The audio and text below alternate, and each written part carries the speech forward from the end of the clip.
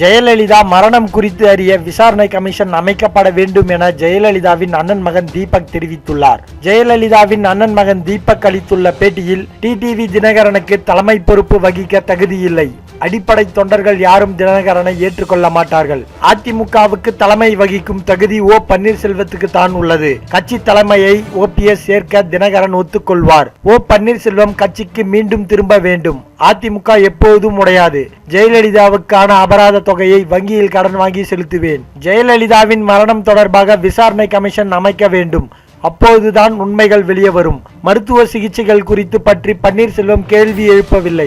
ஜெயலலிதாவை பார்க்க அனுமதிக்கவில்லை என்றுதான் பன்னீர்செல்வம் கூறியுள்ளார். போயஸ் கார்டன் வீடு எனக்கும் என் சகோதரி தீபாவுக்கும் சொந்தமானது.